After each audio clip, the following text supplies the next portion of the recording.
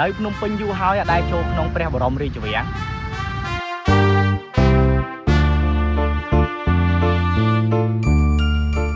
សូមជម្រាបសួរពុកម៉ែបងប្អូនជាទីមេត្រីថ្ងៃនេះខ្ញុំនឹងបង្វែរអារម្មណ៍បងប្អូនទាំងអស់គ្នាមកមើលទស្សនវិជ្ជាព្រះបរមរាជវាំងនៃប្រទេសកម្ពុជាដែលមានឈ្មោះពេញជាផ្លូវការហៅថាព្រះបរមរាជវាំងចតុមុខសិរីមង្គលដើម្បីចូលទៅខាងក្នុងបរិវេណព្រះបរមរាជវាំងបានយើងត្រូវធ្វើដំណើរទៅទិញសម្បុត្រជាមុនសិនមុននឹងទិញសម្បុត្រយើងគួរនាំគ្នាមើលបំរាមដែលគេបានដាក់បង្ហាញដូចជាខ្ញុំបានបង្ហាញនៅក្នុងវីដេអូនេះផងដែរបន្ទាប់មកយើងត្រូវទិញសម្បុត្រដោយក្នុងតម្លៃ 1000 រៀលសម្រាប់ភ្ញៀវជាតិនិង $10.25 ដុល្លារសម្រាប់ភ្ញៀវបរទេសហើយបើសិនជាបងប្អូនចង់បានបងដែលជាមគ្គុទ្ទេសកទេសចរដែលយើងហៅថា guide ហ្នឹងក៏មាននៅទីនោះផងដែរដើម្បីឲ្យគាត់ជួយរៀបរាប់ប្រាប់យើងអូខេបន្ទាប់ពីបង់ប្រាក់រួចរាល់អស់ហើយខ្ញុំក៏បន្តដំណើរទៅក្នុងបរិវេណតែម្ដងហើយក៏ចង់បញ្ជាក់ប្រាប់បងប្អូនដែរថាព្រះបរមរាជវាំងបើកឲ្យចូលទស្សនាចាប់ពីថ្ងៃច័ន្ទដល់ថ្ងៃអាទិត្យចាប់ពីម៉ោង 8 ព្រឹកដល់ម៉ោង 11 ព្រឹកនិងពេលរសៀលពីម៉ោង 2 រសៀលរហូតដល់ម៉ោង 5ក្នុងករណីមានព្រះរាជពិធីផ្សេងៗភ្ញៀវទេសចរមិនត្រូវបានអនុញ្ញាតឲ្យចូលទស្សនាព្រះបរមរាជវាំងនោះទេគ្រាន់តែចូលដល់ក្នុងបរិវេណភ្លាមខ្ញុំពិតជាមានអារម្មណ៍ថារំភើបខ្លាំងមែនទែនជាមួយនឹងទេសភាពដ៏ស្រទន់ស្រស់ស្អាតលាយឡំជាមួយនឹងក្លិនផ្កាក្អូបខ្យល់បក់រសៀកប្រៀបបានដូចទៅជាឋានសួគ៌នៅក្នុងសុបិនដែលយើងគ្រប់គ្នាតែងតែស្រមៃពិតមែនខ្ញុំបានទស្សនាទស្សនីយភាពក្នុងបរិវេណហើយក៏ផ្ដិតយករូបភាពខ្លះៗ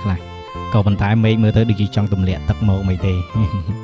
បន្ទាប់មកខ្ញុំក៏ដើរទៅគោលដៅទី1គឺប្រាសាទទេវាវិនិច្ឆ័យដែលបងប្អូនចូលមកឃើញធំជាងគេហ្នឹងនៅខាងក្នុងប្រាសាទគឺមានបំរាអត់ឲ្យខ្ញុំថតទេដូច្នេះខ្ញុំបានផ្ដិតរូបភាពឲ្យបងប្អូនមើលទេនៅខាងក្នុងហ្នឹងដូច្នេះបើបងប្អូនចង់ដឹងនិងចង់ដោះស្រាយចម្ងល់មួយហ្នឹងបងប្អូនអាចមកទស្សនាផ្ទាល់បានអ្វីដែលខ្ញុំអាចប្រាប់បងប្អូនបានគឺក្បាច់រចនាពិតជាស្រស់ស្អាតមែនទែនពេលដែលបងប្អូនកំពុងឈរលើប្រាសាទទេវាវិនិច្ឆ័យបងប្អូនបែរមកមាត់ទន្លេមកដែលយើងហៅថាទិសខាងកើតហ្នឹងបងប្អូនសម្លឹងមកឈៀងខាងឆ្វេងបន្តិចនឹងឃើញប្រាសាទមួយដែលមានឈ្មោះថាប្រាសាទច័ន្ទឆាយាដែលយើងមើលពីមាត់ទន្លេមកក៏ឃើញដែរប្រាសាទច័ន្ទឆាយាគឺជាកន្លែងប្រើជាវេទិកាកិត្តិយសសម្រាប់ព្រះរាជាទ្រង់ទតការហែក្បួននិងថ្លែងទៅកាន់ប្រជារាស្ត្រព្រះអង្គបងប្អូនបែរមុខទៅទិសខាងកើតទៅមាត់ទន្លេហ្នឹងដែរប៉ុន្តែបងប្អូនមើលមកឈៀងខាងស្ដាំវិញហើយនោះគឺជាព្រះទីនាងភោជនីសម្រាប់ប្រើប្រាស់ក្នុងពិធីជប់លៀងផ្សេងហើយបើនៅទិសខាងជើងនៃប្រាសាទទេវាវិនិច្ឆ័យនេះវិញគឺហោលសម្រាប់ភិរមឬយើងហៅសាមញ្ញថាបន្ទប់រងចាំសម្រាប់ព្រះរាជាទ្រង់ឡើងឆ្លងគង់ប្រថាប់លើព្រះទីនាងរបស់ព្រះអង្គហើយចំណែកនៅខាងត្បូងប្រាសាទទេវាវិនិច្ឆ័យនេះចំតែម្ដងហ្នឹងគឺមានឈ្មោះថាប្រាសាទសំរិទ្ធិមានឬមួយទៀតហៅថាប្រាសាទព្រះខ័នយើងអាចចូលទៅខាងក្នុងដើម្បីទស្សនាបានដោយមានការដាក់បង្ហាញសម្ភារៈក្នុងវាំងដូចជាអាវុធដាវបុរាណមានជើងពានមានភាជន៍ហើយមានសម្លៀកបំពាក់ជាប្រពៃណីជាច្រើនដែលមានក្បាច់រចនារស់រវើកមានដាក់តាំងតាំងពីសម្លៀកបំពាក់មន្ត្រីជាច្រើនទៀតផងដែរខ្ញុំចេញពីទីនេះក៏បន្តដំណើរទៅគោលដៅបន្ទាប់ទៀតគឺប្រាសាទណាប៉ូឡេអុងដោយប្រាសាទណាប៉ូឡេអុងនេះគឺកសាងអំពីដែកមានលម្អដោយនីលកាធំមួយឥឡូវខ្ញុំក៏រៀងស្រោតរូតរះដែរព្រោះមេឃដូចជាមិនទេបន្ទាប់ទៀតខ្ញុំនឹងធ្វើដំណើរសម្ដៅទៅព្រះវិហារព្រះកៅមរកត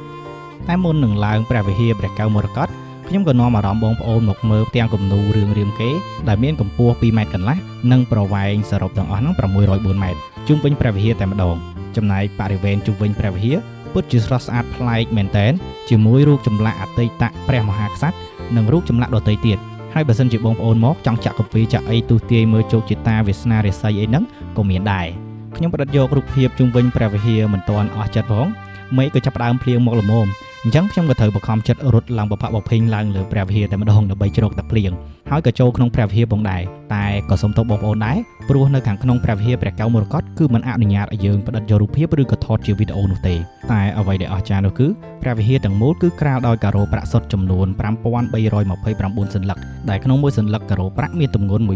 1125 ក្រាមអញ្ចឹងគិតជាសរុបទៅគឺស្មើនឹង 6 តោនប្រាក់សុទ្ធខ្ញុំភ្លេចប្រាប់បងប្អូនបញ្ជាក់ដែរថានៅជុំវិញព្រះវិហារព្រះកៅមរកតគឺមានចេតិយរាជវង្សក្សត្រតែខ្ញុំមិនបានលម្អិតត្រង់នេះទេព្រោះថតអត់បានគ្រប់ចេតិយទេព្រោះបញ្ហាពេលហ្នឹងគឺកាមេរ៉ាចូលទឹកបាត់ហើយបងប្អូនធ្វើដំណើរមកខាងក្រោយព្រះវិហារព្រះកៅមរកតមកបងប្អូននឹងបានឃើញសំណង់ប្រាសាទអង្គរវត្តដែលមានរាងនឹងប្លង់ដូចទៅនឹងប្រាសាទអង្គរវត្តនៅខេត្តសៀមរាបដែរហើយខ្ញុំមកថតនៅកន្លែងនេះគឺមកទាំងទឹកភ្លៀងហ្មងបងប្អូនខ្ញុំថតទាំងមេឃភ្លៀងនេះដើម្បីផ្ដិតយករូបភាពឲ្យបងប្អូននេះពេលគេនឹងចង់ចូលខ្លួន កុំឲ្យខាតពេលយើងយូរយើងបន្តដំណើរទៅមុខទៀតដោយខ្ញុំចេញពីព្រះវិហារព្រះកែវមរកតធ្វើដំណើរទៅបន្ទប់តាំងបង្ហាញសម្ភារៈព្រះរាជាតែមុននឹងទៅដល់កន្លែងតាំងបង្ហាញនោះភ្ញៀវទេសចរនឹងបានឮសូរសំឡេងដូរតន្ត្រីប្រគំកំដរអារម្មណ៍ដែលភ្លេងនេះគេគ្រប់គ្នាតែងតែស្គាល់ថាជាភ្លេងពិណពាទ្យរបស់ខ្មែរយើងភ្ញៀវគ្រប់រូបអាចសម្រាកទឹកការនឿយហត់ស្ដាប់លេងបានតែដោយសារពេលនោះគឺមេភ្លៀងមិនអំណោយទានទេខ្ញុំក៏បន្តទៅមុខទៀតគឺចូលមើលការតាំងបង្ហាញពីឧបករណ៍សម្ភារៈផ្សេងៗហើយនៅក្នុងបន្ទប់តាំងបង្ហាញក៏មានរូបចម្លាក់ស្ដេចដំរីសផងដែរទស្សនានឹងផ្ដិតយករូបភាពផ្សេងៗរួចហើយខ្ញុំក៏បន្តដំណើរទៅមុខទៀតក៏ដល់ផ្ទះបែបខ្មែរដែលមានការតាំងពិព័រណ៍វត្ថុអនុស្សាវរីយ៍ផ្សេងៗនិងការបង្ហាញការតម្បាញក្រមាខ្មែរផងដែរហើយយើងគ្រប់គ្នាអាចជួយគាំទ្រគាត់ទាំងអស់គ្នាបានដោយតាមរយៈការទិញវត្ថុអនុស្សាវរីយ៍ផ្សេងៗបន្ទាប់មកយើងក៏ដល់ច្រកចេញតែម្ដងចំពោះសម្បត្តិដែលយើងទិញចូលមកមុននឹងអាចបដូរទៅវិញបានជាមួយនឹងទឹកសុទ្ធមួយដបអត់ខាតទេបងប្អូនបានទស្សនាទិដ្ឋភាពស្អាតៗបានចំណេះដឹងហើយបានទឹកសុទ្ធញ៉ាំទៀតដល់ច្រកចេញក៏ពិតមែនប៉ុន្តែអត់ទាន់ដល់សេចក្តីបញ្ចប់នៃវីដេអូមួយហ្នឹងទេបងប្អូនមកដល់ច្រកចេញហើយបងប្អូនមើលទៅខាងឆ្វេងដៃបន្តិចនឹងឃើញសាលមួយដែលគេមានដាក់តាំងបង្ហាញក្បួនដង្ហែព្រះរាជាផងដែរហើយចំណែកវីដេអូរបស់ខ្ញុំក៏ឈានដល់ទីបញ្ចប់ជួបគ្នាវីដេអូក្រោយអរគុណសម្រាប់ការទស្សនា